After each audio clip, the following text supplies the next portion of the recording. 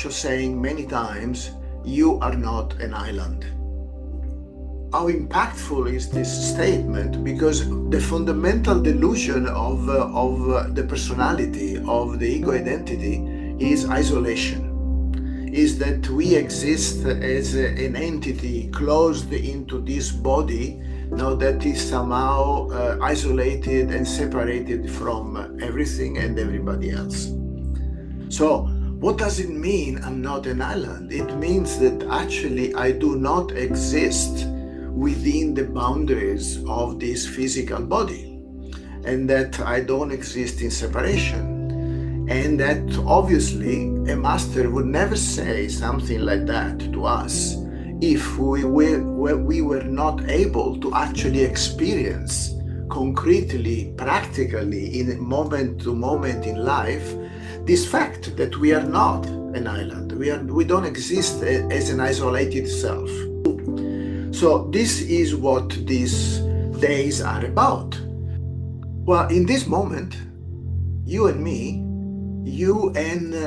me and all the people that are seeing this, we are in contact. There is energy that is flowing, and this energy is flowing even though you are in India, other people might be in America, in India, in Italy, in Germany, wherever, in Australia, and I am in Australia, and yet, we can feel each other. There is a place where the energy is not limited by the physical presence and the distance and time and space.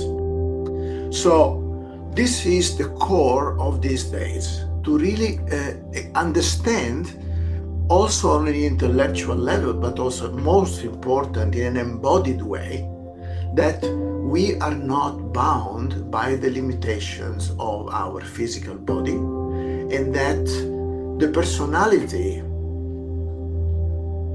is a structure of survival that we identify with, which is useful to survive, but at the same time becomes a prison if we believe that we are just that. And how do we continuously feed this belief that we are limited to our personality and to our sense of a self enclosed within this physical body? Not by protecting ourselves, but by defending ourselves.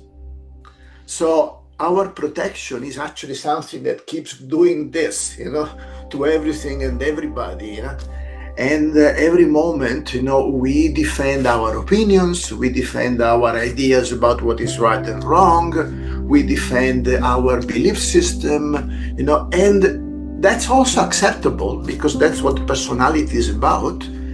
However, this makes life so small, so reduced, and it is what the Sufi masters call the false pearl.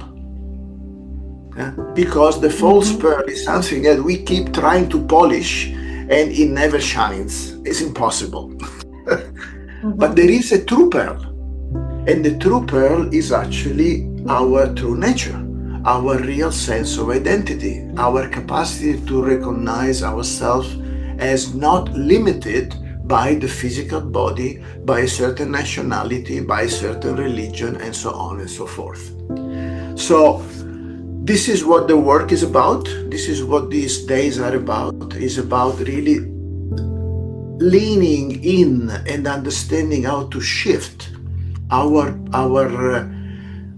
understanding and our day-to-day experience from limitations, the limitation of the personality and a certain kind of self-image, to a completely different identity, or if you want, to no identity at all, and to move away from the defensive system. So it's going to be not only, it's going to be very practical work. We want to live in expansion, not in contraction.